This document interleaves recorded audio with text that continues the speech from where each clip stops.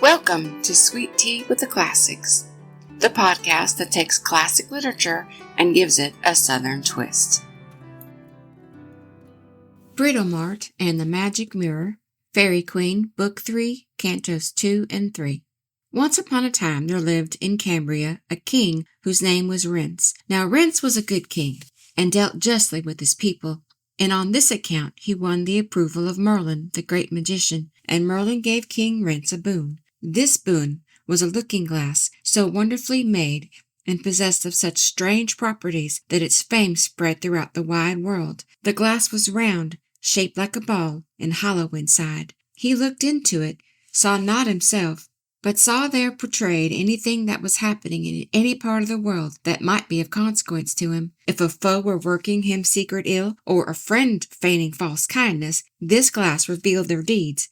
Such then was the boon which Merlin had given to King Rince, and from it the king could learn the approach of an enemy more surely and more quickly than from the swiftest messenger. Now the king of Cambria had only one child. This was Britomart, his daughter and his heir. She was a noble damsel, tall and stately, with rich golden hair, which, when loosed from its silken bands, fell like a sunny shower reaching down to her feet. And she was brave as she was beautiful, and gentle toward the weak, and ready to help those in trouble. One who scorned to take advantage of the misfortunes of others, a fit daughter of a great king, from whom her father kept no secrets. It chanced one day that, as Britomart was wandering over the palace, she found herself in the small apartment where Rince kept the mirror. Forgetful of its strange virtues, the princess looked into it, and was surprised that she did not see a reflection of herself. Then she remembered that Merlin's gift was no ordinary looking-glass, and as she recalled its properties, she began to wonder what she might look for there that was of importance to herself. Standing, lingering by the mirror, her thoughts fell on love, and she wondered, as maidens will, whom fortune would allot for her husband. Now Britomart was no foolish maiden,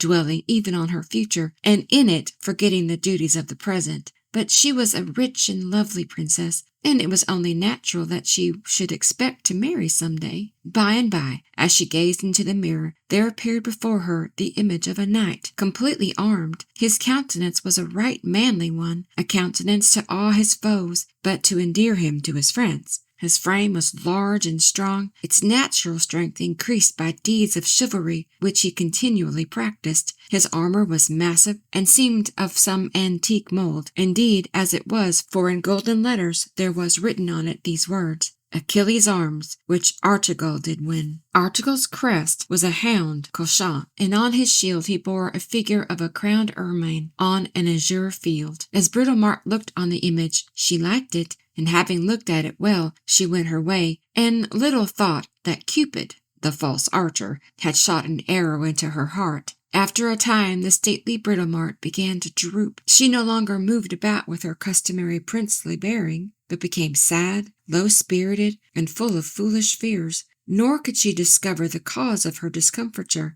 At night, when she lay down to sleep, Glaucy, the old nurse, who still attended her, wondered at her wakefulness, and at the tears which Britomart tried in vain to conceal. And when sleep visited her weary eyes, it was only for a few minutes at a time, and she started in her sleep, as if some ghastly dream had affrighted her. She did not know that she loved, but her thoughts ever returned to the fair image she had seen. One night, when Britomart seemed more uneasy than usual, Glaucy determined to inquire into the cause of her unrest. With loving words, she besought the princess to tell her how it was that her former cheerfulness had changed into this sad melancholy. "Ah me," said the old nurse, "how much I fear lest love it be," and added, "But be it worthy of thy race and royal seed, I then avow by this most sacred head of my dear foster child to ease thy grief and win thy will."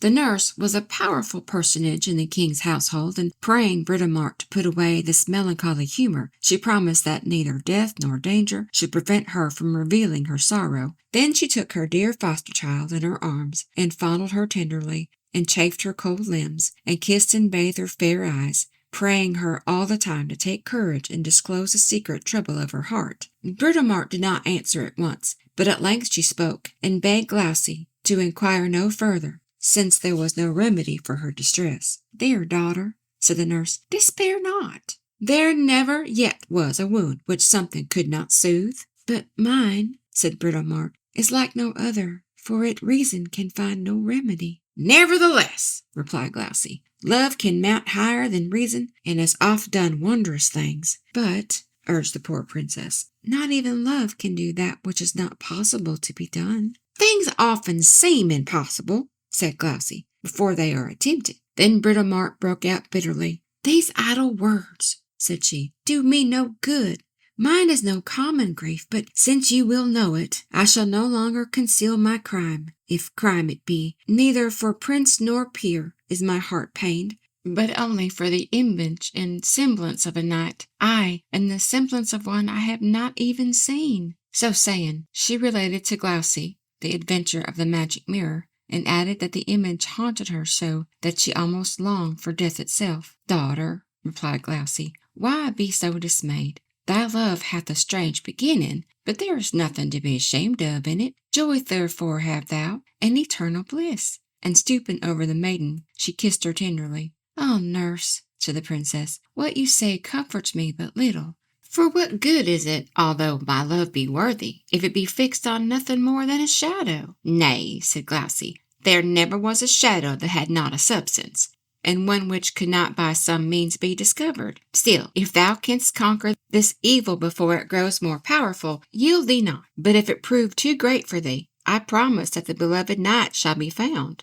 Cheered by her words, Britomart laid herself down to sleep. Gloucester covered her with tender care, and by the damsel slept. Well pleased, the nurse darkened the light of the rude oil lamp, and sat down to watch her charge. And as she watched, tears fell from her aged eyes. When morning dawned, Gloucester roused Britomart, and together they went to the church to pray. But even there Britomart could not command her thoughts, nor for that matter could Gloucester. And as soon as they returned home, the old melancholy came back upon the princess. When Gloucester perceived this, she called Britomart into her own bower, and there tried the effect of spells much resorted to in those old fairy days. But the spells were of no avail, and Britomart grew worse, and became so thin and pale that Gloucester was well nigh in despair. At length it occurred to her that it might be wise to consult Merlin, the great magician. She therefore disguised herself and the princess, and set out.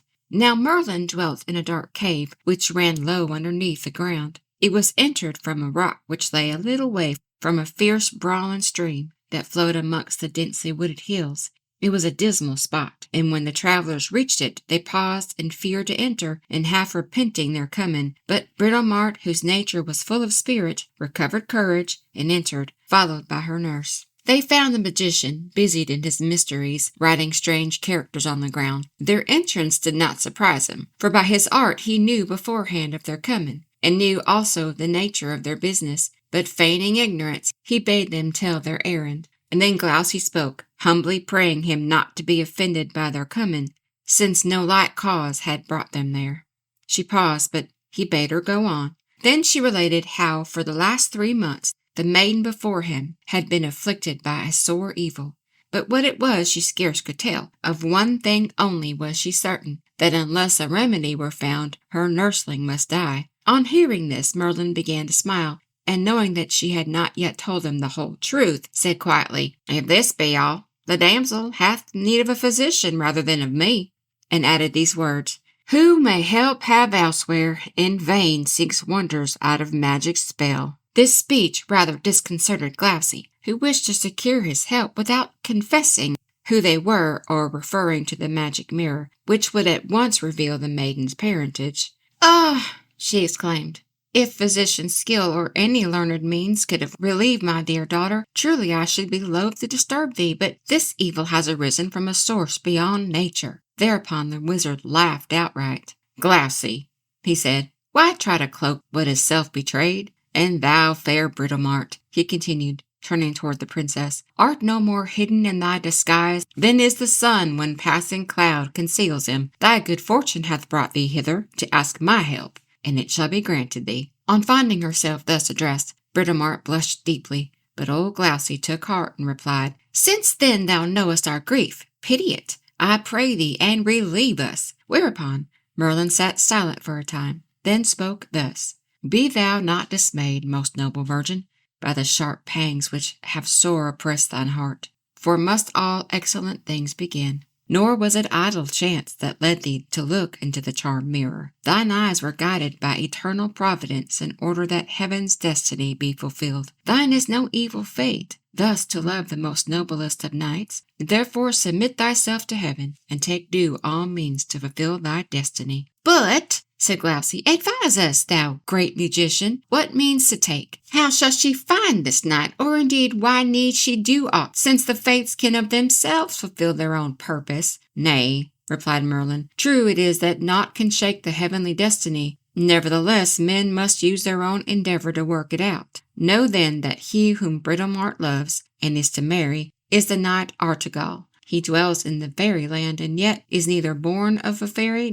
nor in any way related to one, but was by them stolen from his cradle, and to this day he is ignorant that he belongs not to their race. But he is in truth a son of Gorlois, and a brother of Cador, the great Cornish king, whose deeds are renowned from east to west. And to thee, Britomart, is given to bring Artegall back to his native soil. He shall return to help his country to withstand the foreign invasion which now threatens thy father's territory. His great strength and his dreaded name shall render great assistance against the foe, and thy prowess shall be added unto his. Together ye shall wear arms, and bear great command. And then the magician saw before him a vision of the future. In his vision he beheld wars and desolation, a ruined church, and a king made captive. Overcome by the sorrows which lay before his people, the aged wizard passed into an ecstasy which must alarm the two women, who stood silent and confused. Presently it passed away. The natural colour returned to his face, and the expression of horror gave way to one of calm cheerfulness.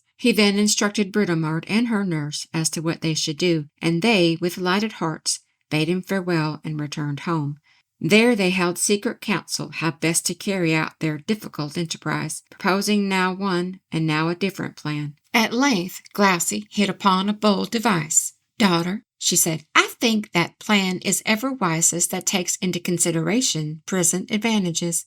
Good King Uther is now making war upon the Saracens, and all Britain is in arms. Let us too wear arms and learn to use the shield and spear, so we shall pass unrecognized where we will throughout the land. Thou art tall and large of limb, and armour will befit thee well, and practice will soon bring thee the needful skill in handling weapons. Truly, continued Glowsy, waxing eager in praise of her plan, it ought to inflame thy courage to remember how many women of thy house, a house inferior to none, have done deeds to rival those of the bravest men. Remember bold Boudica, brave Gwendolen, Mardia, and Emmeline, and more than these, let the example of the Saxon virgin incite thy courage. Ah, said Britomart, what is her name?